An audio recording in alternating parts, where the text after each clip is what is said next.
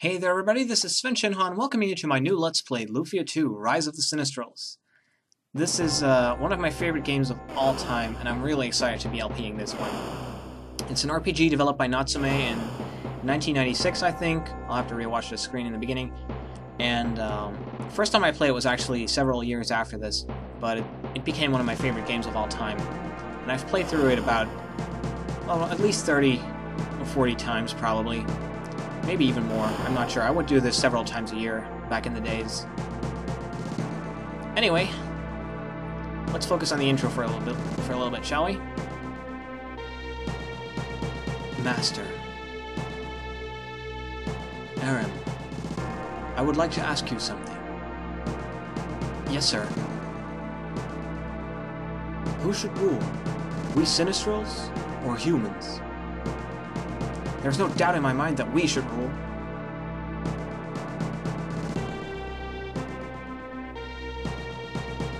But why do you ask that, sir? Judgment time with the dual blade has come. Are you saying the dual blade is resonating? Would you go? Yes, sir. That's an interesting little backstory there. It's obvious that something's going on. We're going to get to the bottom of this. Okay, so here it cuts to a very nice view of the world map. Basically just this red ball of light floating over it. You can actually see a lot of the locations that we'll be visiting in the game.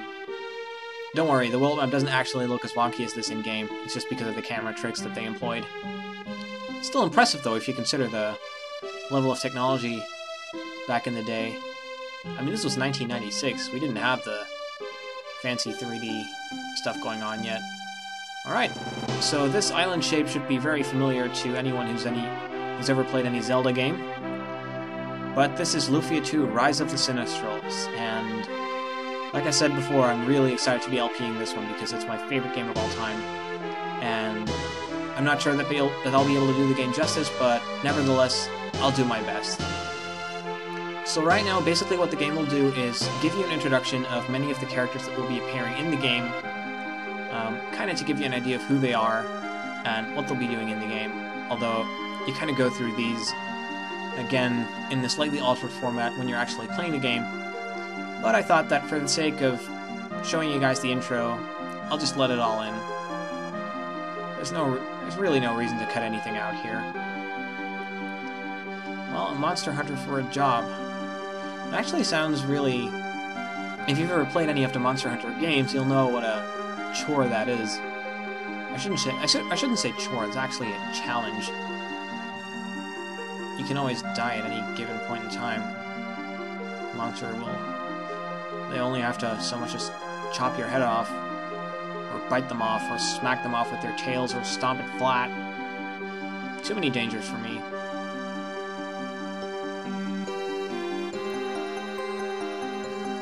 And here, apparently, we have Guy and Hilda.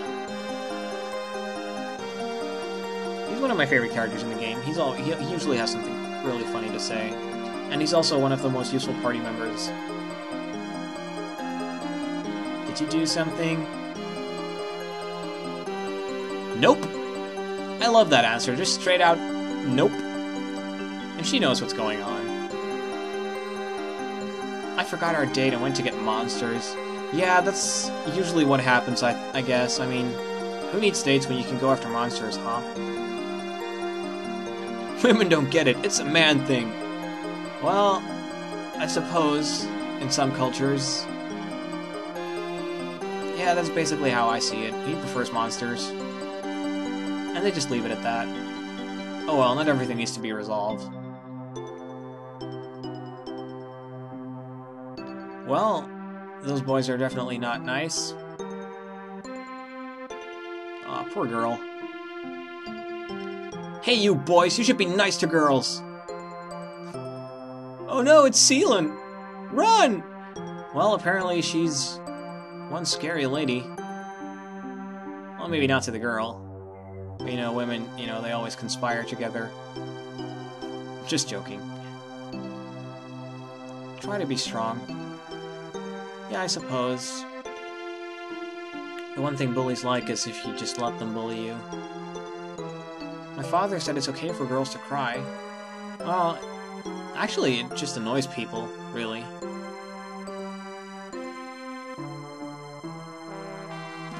Ah, and here we have a fan favorite. Dekar, whom no one can beat, according to him. Monsters over the North Labyrinth. Jeez, this world really seems to be infested with monsters. That has to be a really painful way to go. What if he lands on a spike? You don't want that going in the wrong places. The monsters in the North Labyrinth, Your Highness. Excellent, Joseph, follow me! You can just taste the chivalry here. Somehow I get the feeling that he's not actually a prince or some other kind of royalty fighting monsters. I don't think so.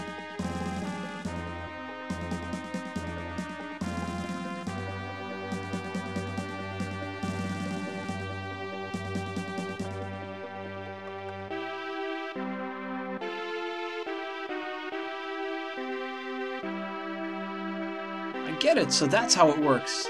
Well, apparently he figured something out.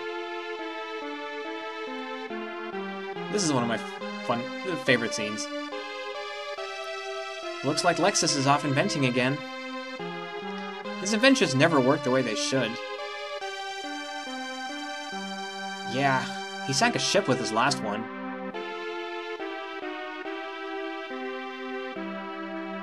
What was that invention anyway? A machine to move ships without wind. Oh, that's right. Hey, your memory's pretty good. Yeah, because it was my ship that went under. Yeah, you'd remember something like that.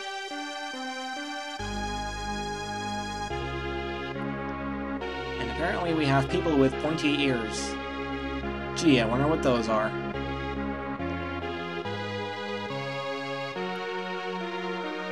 This is actually a prelude to what's gonna happen later in the game.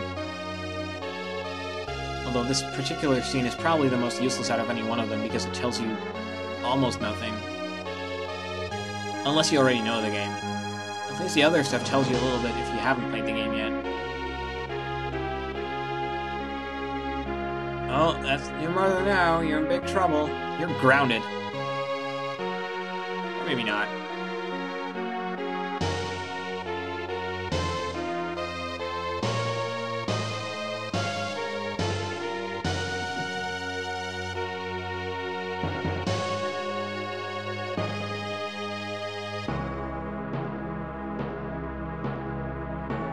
Us or humans? Which of us is really transient on Earth?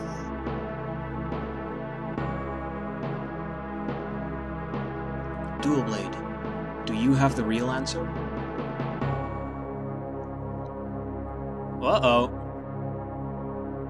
That has to mean something. Alright, that's basically the intro. So in the next episode, we'll get started in our grand adventure through the world of Lufia II. See you guys then.